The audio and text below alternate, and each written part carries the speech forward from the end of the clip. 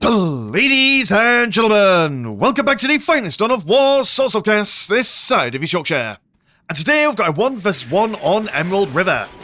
Playing on the northern side as the Imperial Guard, we have got Yuska. And playing on the southern side, also as the Imperial Guard, we've got Artoria Pendragon. Pendragon will be opening up Triple Guardsman, a Tech Priest Engineer, Plasma Generator, and a Infantry Command. Whereas Yuska is just going to go for 2 Guardsman squads, a Tech Priest Engineer, Infantry Command, and a Plasma Generator. So get those protein shakers out and shake them all around, because this is going to be a high testosterone game. Nothing but the boys, for the boys and girls back at home watching this. Both players popping down an Infantry Command right on the choke point outside their base. Always good to see.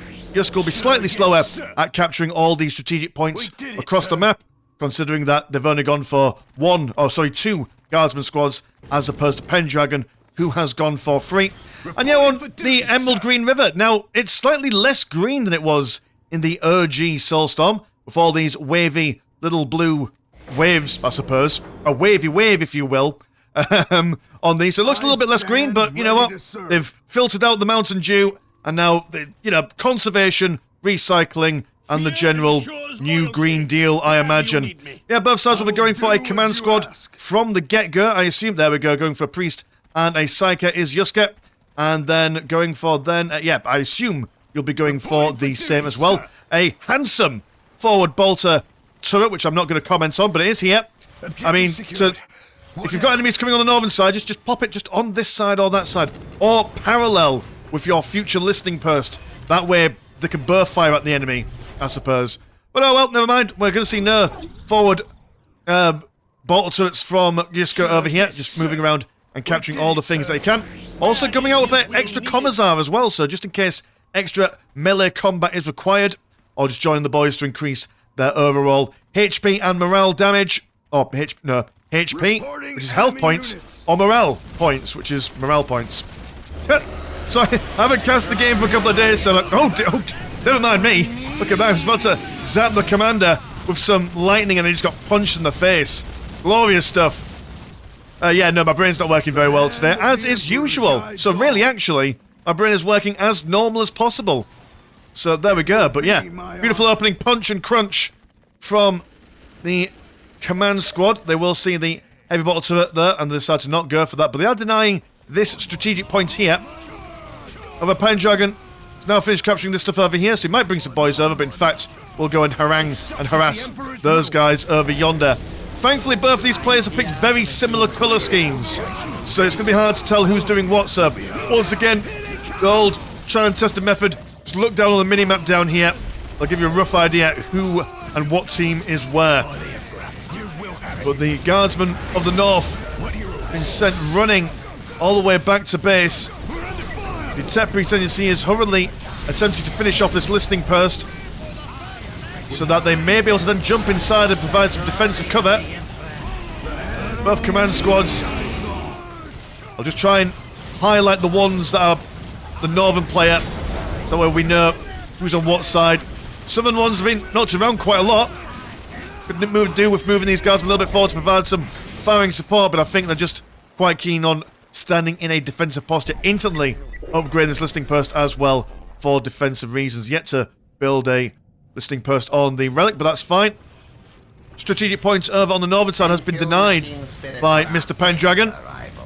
But the Guardsmen of the North will come over and get a little bit of retribution, a little bit of revenge.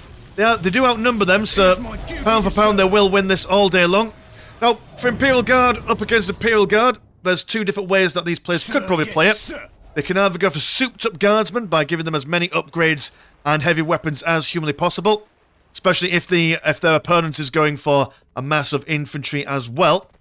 But they can also go for, well, obviously the vehicles. Now, Chimeras and Guardsmen being upgraded quite a lot is always a good idea. You could do a kind of Carolean charge, if you will, where rather than moving your boys very slowly over and getting shot on your travels, you pop your men and your Chimeras, get them as close as possible, send them out, and then a mass volley coming out all at the same time, able to focus down 1 or 2 squads at a time. Do you know what? I quite like that name, Carolean Charge. I'm going to nick that. Well, not nick it. It's already existed, but now we're going to use it in the Dawn of War context. I think that does summarise it pretty well, if you ask me. Supposed to be put on the middle point, but will attempt to be denied. The command squad chasing after the temporary sentence here will knock him back a bit, but not for long enough. A listening post will be finished. And now a bit of a scrum as Pendragon's pals reconvene with his lads. And although, mind you, Yusuke managing to zap down the southern commander, so now his friends will just run back a little bit behind the protection of this listening post, and obviously this will instantly be upgraded as well in a similar vein to how this post is on the other side of the river. So there we go. So a bit of argy-bargy in the early game, but no one's really got any kind of map control or major kills really, apart from that one commander loss from Arthur Pendragon. Not Arthur, sorry, Artoria, which is... But Arthur Pendragon is a real thing, you know? I don't care if anyone says King Arthur doesn't exist. In my head he does, in my head canon. Someone said he was the first King of England, obviously. The guy with the really cool table. Feng Shui was really important back in the pre-medieval ages. You've got Vikings invading your country, obviously. Good dining ware is what you really need to keep the nation-state together. Well, these guys scared away these guys. But the commander will join, see what he could do. Whereas there's a little bit of a potential aggression going on down here. Will be hard though, because the infantry command is up. Have you not even built a listening post on this side? Dear oh dear. Well, he's doing it now, that's the main thing. Current economy is 92 and 30 compared to 74 and 20. But a quick tier 2. Whereas I don't think... Oh no, they're both taking up at the exact same time. Alright, fair enough. So, economic advantage for the Northern Guardsmen. Command squad just absolutely wrecking face. Well, the command squad really, really good at taking on enemy commanders. And because there's 3 boys in the squad, they're also not too bad at taking on masses of infantry, neither just solo. So, they are really versatile, dare I say it, the best command squad in Tier 1 for any faction. If such is the Emperor's will. I mean, if you want to be really clever as well, you could decide, right, okay, well, I know that, let's say, you're up against a Dark Eldar, you know that they are going to go for a mass of, let's say, the Reaver jet bikes, and it's Tier 2, and you think, okay, well, let's get extra Psychers to do more cases of the Machine Spirit. So, even in Tier 2, I would say they're probably definitely one of the best commanders in the game. But at the moment, everyone's just chilling out at the moment. We are seeing plasma guns, of all things, for Yusuke. And, and then grenade launchers. So a bit of buff on these guys. I assume that you just really want to go mass grenades. Oh, bit of a miscast on Yusuke's Psycho. Always unfortunate when you see that happening. You can never rely on the powers of the warp, sadly. These guys looking for some plasma guns. Again, I think grenade launchers, just because of the AoE knockback and damage. Now look, these guys are now a bit fandangled. And because of the AoE damage, it's really good at breaking morale very, very quickly. These guys currently don't have any morale upgrades neither, I don't think. No, both sides are playing the scaredy cat guard. Not trying to build them up too much. I would only assume then that if you're not upgrading your guardsmen excessively... Oh, I see, right, so you're going to go for a couple of extra mini-heroes. And then you're going to... okay, we're going to go for mini-heroes and a mechanized command as well. So, some vehicles for one side. Big zap on the tech priest engine. See, it denies that middle ground turret. Let me preach his name. Very good sniping going on there. By the Emperor, you will have it. Yeah, it'll be interesting to see how 1 grenade squad and 2 plasma gun squads go up against a... Oh, no, you're going to go for a little bit of both. A little bit of column A, a little bit of column B. Just fair enough. There's the priest standing with the men. Although, I mean, I'm not... God, just think about how much that'd burn your calves. Standing so straight on a slant such as that. The southernmost listening post, which is fun because it rhymes, has been bothered. I assume these guys are going to do the same with the... Oh, there's no northern post. It's just been left to its own devices. couple of guardsmen die in the process, but that's, you know, part and parcel of being part of the guard. You have some men lying around here, just one squad. A priest going solo by the looks of things. Oh, and a flanking Chimera. Okay, this will be interesting to see how this goes. It's going to swan right on it. Well, no, never mind. It's not going to swan on in. It's going to park just outside of range. There we go. Get involved. So these grenade launchers. Oh, and then a Curse Machine Spirit stops them from moving. They're going to come outside and do something, but they're starting to jump straight back in. It does seem that when the Chimera's done that, the side guns well occupied and operated by the guardsmen inside are switched off. So very good. Plasma gun's doing an alright job at breaking down the Chimera armor. And that's a sad time for these guys. Priest does increase the overall movement speed of the boys to get them out of danger. That was not the smoothest of Chimera assaults. As I say, the Curse Machine Spirit, and you can also, like I say, go for a couple extra priests as well, just to increase that annoyance. Third plasma generator for Mr. Pendragon. Goes for a Commissar as well. 2 priests in the Commissar, that's the ideal amount if you're just going for 3 guardsman squads. 2 priests to increase the overall DPS, and then the Commissar just to keep the morale up and running if you're not going to bother with the morale upgrades. I suppose really, if you don't want to go for the morale upgrades, the mini-heroes in the squad does increase that morale anyway, so not really something you have to worry about too much. It's just a micro. That's the one thing. I mean, that's the one thing that I really struggle with the Imperial Guard, is making use of the mini-heroes. You've got to build them, connect them. If they die, then going to rebuild them again. You've got to keep tabs on which squad has what hero. There's one Chimera. The smaller squad will be going in for the decap. Got a Sentinel to counter the Chimeras. Doesn't take long to kill them, but there's the double priests. Not every game you'll see it, but every now and then, one Imperial Guards player will decide just to have a loose bag of priests wandering around the map. And they're pretty good at basically breaking. I mean, look at them. Anti-infantry, anti-heavy infantry, and vehicle as well. These guys can just run amok and do that anti-vehicle damage that the Imperial Guard do traditionally tend to struggle with mobile anti-vehicle weaponry. They've got the really, really strong stationary heavy weapons team with their las gun, but otherwise we've got to go for a Sentinel. You don't really want to be wasting your vehicle cap, if possible, on Sentinels, just because your Chimeras have a lot more utility in making use of your guardsmen. There we are, scare them away. They've got the numbers. They've got them on the run. Oh no, oh, Pendragon, why would you do this? You don't need a heavy bolter here. You've got the numbers. Just charge in and do the business. We're going to see a... Oh, right, okay, this is an infantry command. This is acceptable. You're allowed to do this. Pop some here. Then anyone reinforcing or being built over here can then jump inside this infantry command, travel in the underground tunnels, and come down over here for supporting the defense of the relic.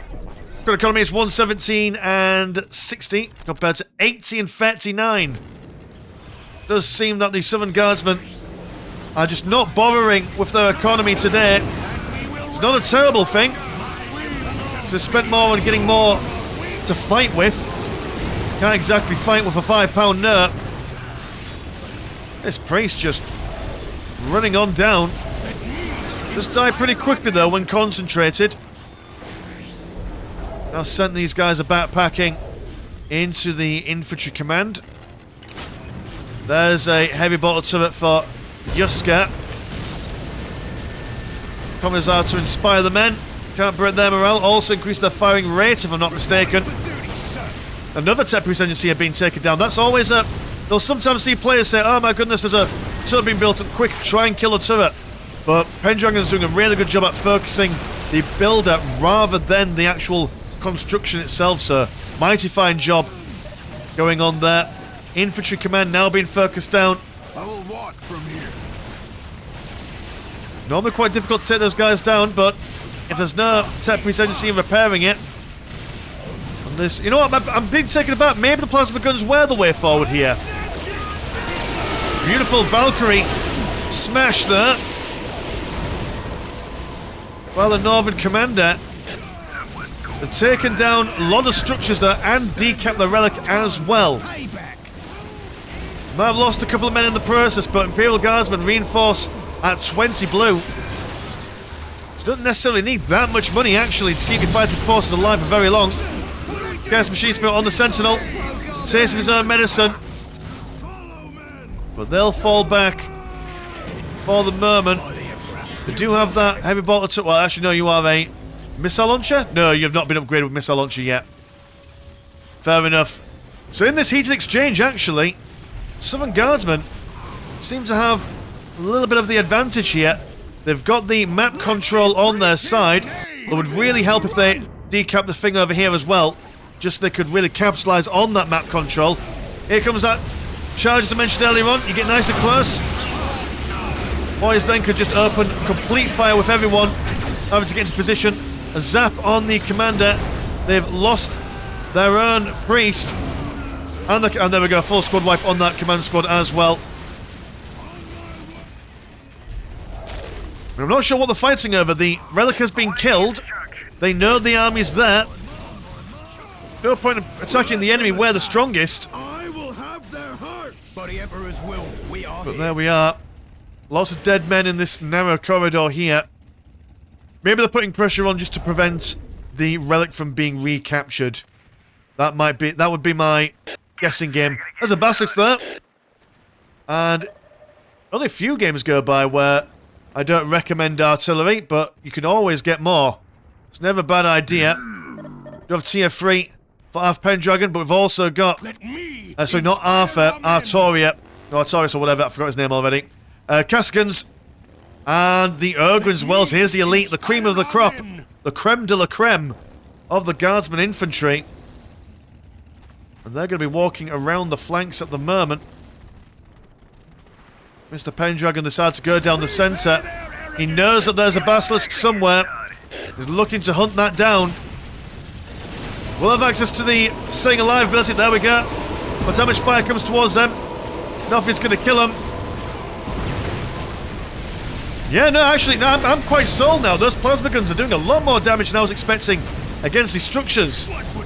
But now the Cascans are praying for their lives. That will keep them alive for a little while. Some Guardsmen being pushed back. All saw that the Cascans have been equipped with their grenades, so that did a fair bit of damage as well. Are you also going for the same? You're going to get a replacement command squad, and yeah, okay, then you're going to go for your Cassicans as well. You have chosen wisely. Interested to see if these guys go for the upgrades on the Cassicans there. I've been told on good authority, might I add, that upgrades for those guys are actually a waste of time, because their hotshot lasguns are actually a lot more efficient in the DPS department than the other weapons. You only go for those if you needed some additional crowd control. As heavy bolts have been taken care of, but these guys managed to get a good angle on them, on their opponents. But again, the priest keeping them in good stead. Commissar also inspiring the men on the left hand side. Right, forward tech priest engine seal that could be repairing that sentinel if it wanted to, but don't want to risk pushing too far forward. No, come on, the Cascans are in the negative cover. Double down on them. They've used their priest ability. Beautiful grenade there. Knocks the guys around. Some counter Cascans there. And a counter grenade. There we are. Look at that. Beautiful. Knocks them around.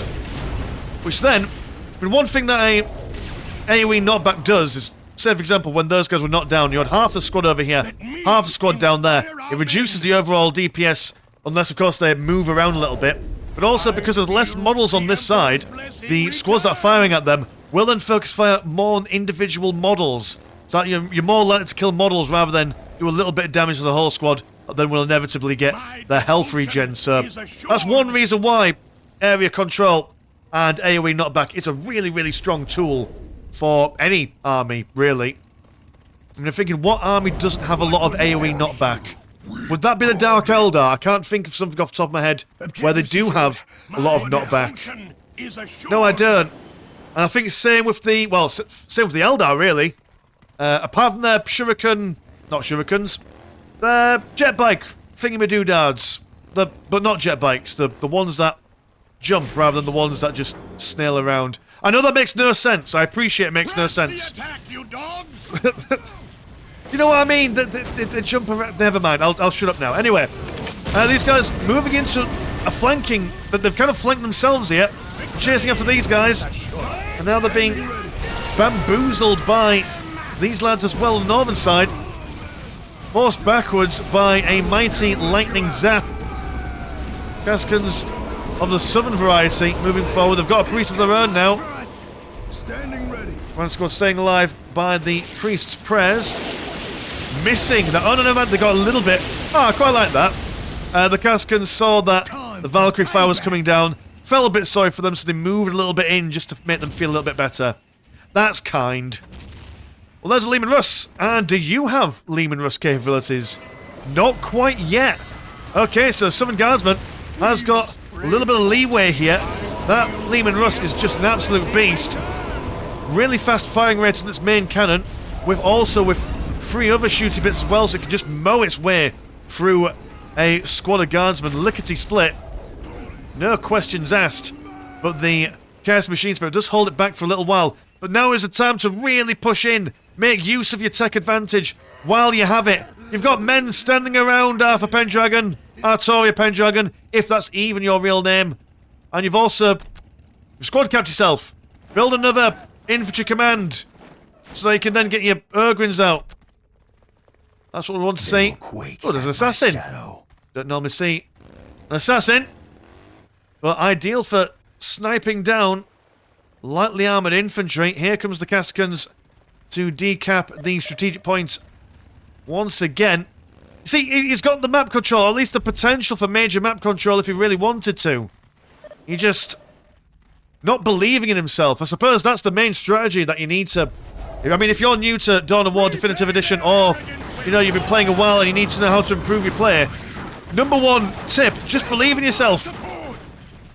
Stick your finger in, see how it feels, and if it doesn't go very well, then that's alright. It's a learning experience. But you don't know until you know. Grenade from the Cascans knocks these guys around. The commander doing a pretty brave choice of trying to punch the Lehman Russ in the face. And it's just prayers all around. So we're going to a chapel. There we go. There's the charge we wanted to see a little bit earlier. We do have a Basilisk still knocking around. But just forward, more forward. Keep on going. Ogrin's down here a little bit brave. To be fair, they're a durable unit. And they can punch their way through the vast majority of things they come across. There's that turret down. And now they're chasing after whatever is within stabbing reach. Forward, men, forward! There's a relic here that you can decap. And there's a tank they can use to kill these people. Dear oh dear. Ogrin's continuing their rampage. There's a Baneblade there. My goodness. Maybe that's the reason why I was playing it low and slow. Because he was waiting for the Baneblade. At the moment, Yasuka, or Yuska even, sorry. Yazuka is a band, I think. Or a gang, I can't quite remember. But only just finished the Mars Pattern Command, so the Northern Baneblade is going to be very much delayed. It's all about momentum now. Can Pendragon use the power of belief to do his business? The assassin almost been one-shotted there. Ogrin's having a really hard time here. And the Lehman Russ picking off targets. As when it can just stand there and really just absorb all the damage. They've got no AV damage going on there. Double Lehman Russ is there. To go up against the Baneblade. Just gotta break through all this stuff and maybe avoid putting your tank in a negative cover. I mean, don't get me wrong, the Baneblade has got 10,000 health. He's a stocky chap, but If you can avoid... I mean, just look, he's already lost quite a lot of health. Oh, and he almost got Kingston machine spirited in the water. Very unfortunate. Seems like these guys have taken care of the... Oh, no, it's gone back to support the Baneblade. You have chosen wisely. Guardsmen over there defending themselves. Another Valkyrie strike. It's now just a tank battle. We're playing World of Tanks. Temporary Agency are coming in to repair the Baneblade, which is a good sort. It is now the Lehman Russ's turn of the Northern variety that are sitting in the river. It's not what you want to see. It's not what you want to do. Let me preach his name. Here comes the enemy Baneblade. A big epic battle on the front lines. But we also have... Oh, we've got a flanking maneuver. The guardsmen charging around the sides. Breaking through those fresh Urgrins from Pendragon. Have been waiting so long for them. Gas Machine Spirit on this Lehman Russ battle tank. And a mirror match. And... Oh, Baneblade must have died at some point. Must have been the concentrated fire from all these tanks and such. On top of the flanking maneuver. Well, there we go. That was a game. That was a game that happened. I think, like I said, Pendragon, if he was just a bit more aggressive, he could have got on top of that. I mean, he had the Baneblade advantage. He had the tech advantage with the Lehman Russes as well. So if he just made use of that, then Yuska might not have had the time to get out that Baneblade. But I suppose Yuska also had the economic advantage all the way through that game. He had both his Urgrins and his Kaskans out at the same time. And so, I don't know, maybe that wouldn't have worked out for him. There we go. So cheers to Yuska for sending this game into the Discord. And if you want to support the channel, have a look at the old Patreon. £1 a month gets you once a game a week. And there's also a Discord where Discord things happen. Linked in the description as always. My name's been Mr. Lunchshark. Pleasure's always never short. And I'll see you in a bit. Peace.